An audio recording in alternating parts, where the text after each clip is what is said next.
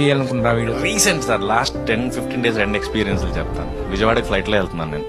నా పక్క సీట్లో ఒక ఆయన కూర్చున్నారు. సమ్ డేట్స్ ఇష్యూ ఏదో ఫోన్లో మాట్లాడుతున్నాను నేను. పక్కన ఆయన చూసి సినిమా ఇండస్ట్రీ అన్నాడు. అవును సార్ అన్నాను.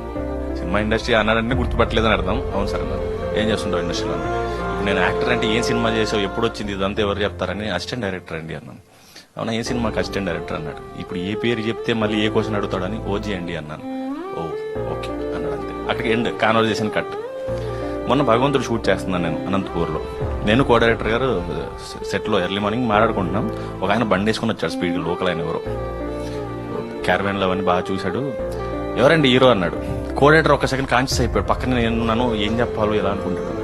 ఇది నాకు రెగ్యులర్గా అవుతుంది సార్. నన్నే ఎవ్రీ ఆల్టర్నేట్ డే అనుకోవచ్చు, ఇంకా డే అనలేను కానీ నన్నే అడుగుతారు హీరో ఎవరండి ఈ సినిమాలో అని. నాకు మసూదా కాదు బిగినింగ్ నుంచి కూడా అలవాటు. నేను సోషల్ మీడియాలో కూడా పోస్ట్ చేశాను. నేను మసూదాకి వచ్చిన చైల్డ్ ఆర్టిస్టు మీరు డ్రైవరా అని అడిగాడు.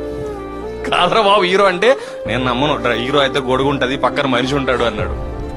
మొన్న అమలాపురంలో షూట్ చేస్తుంటే కాళికామాత వేషం అది వేస్తుంటే వాళ్ళు వచ్చారు. వెళ్ళి చూస్తున్నాను వాళ్ళు మేకప్ వేసుకుంటుంటే. హీరో ఎవరండి అన్నాడు. అంటే నేనే. అంటే సర్లేండి హీరో ఎవరు చెప్పండి అని. నేనేనయ్యా అంటే అప్పుడు కానీ పక్కన వాళ్ళు చెప్తే కానీ నమ్మలేదు అతను నేను హీరో. సో అలవాటే నాకు.